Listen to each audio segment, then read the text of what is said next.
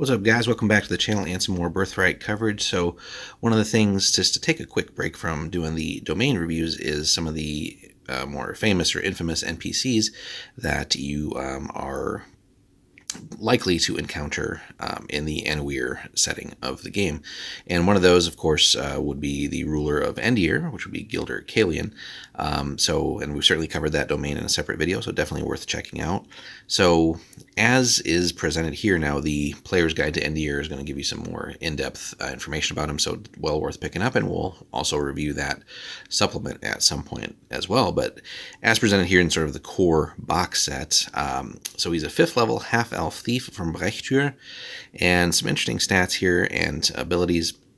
So strength, nothing too special at 13. Dex is 8, 12 for charisma. Intelligence is up there, as is charisma, of course, as you'd expect from someone who's in his position. And wisdom at 12, so pretty solid stats overall, right? Neutral evil, armor class of 1 here. Again, this is a second ed campaign, so you got to port some of the stuff over into 5th ed as far as armor classes and things go. Hit points are a little low. I would probably bump those up if I were translating him into a 5th ed setting. Not too much, but 22 does seem a little bit low. Then movement, THAC0, all that stuff's going to have to change, obviously, for 5th. One attack listed here, damage D6 plus 4 with his ability, or with his weapon. So his bloodline is Brenna and Major and 30, so pretty solid overall for a typical ruler. His main, or his one ability here, is Shadow Form, which is a pretty cool ability as well. We'll cover all the bloodline abilities again in another series.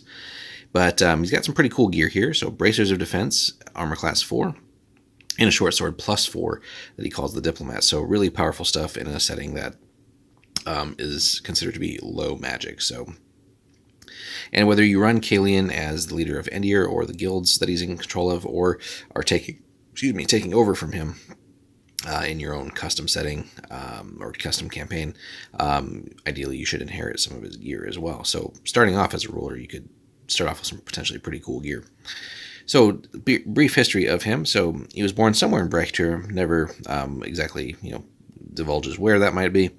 Could be a fun bit of adventuring just to see if you can uncover some of that, although if he finds people trying to snoop into his past, he might, try to put a stop to that too, so it could be interesting there.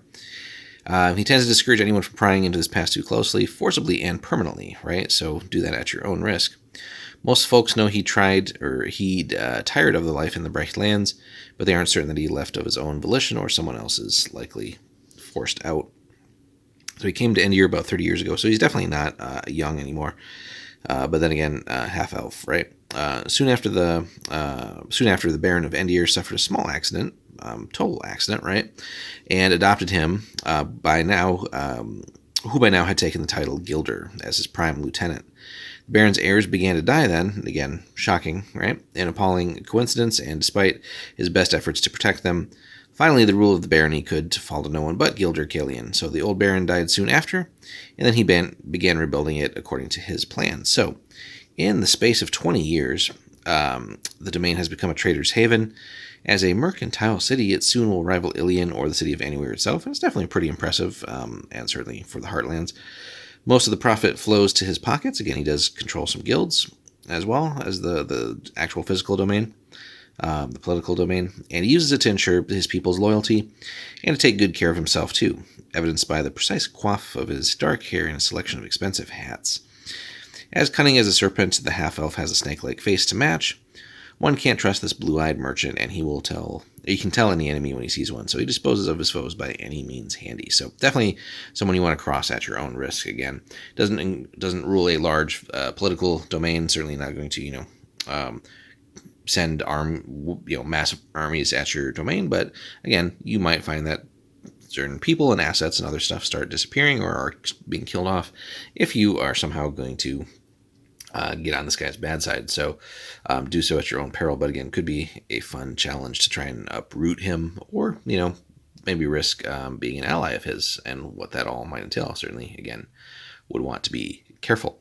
So again, really interesting character. Again, if just to make a comparison, if we had one, if you take like Littlefinger from Game of Thrones, that's very much what I would likely base him off of. So, but anyway, really cool character. And again, the Player's Guide supplement will really expand upon him tremendously and some of his background. So again, this is just kind of scratching the surface. So if you don't have access to that for your games, this is a good base to build off of. So let us know your thoughts, though, guys, if you've played in and around Endier and encountered him in your campaigns, or if you've played the version of the game where you're running domains and actually had to encounter him on that stage, or if you've actually taken over Endier and run the domain, and how have you portrayed him. So let us know in the comments, guys, and thanks so much as always for watching. We'll be back with more as we cover some of the different characters that we get here in the core box. So take care.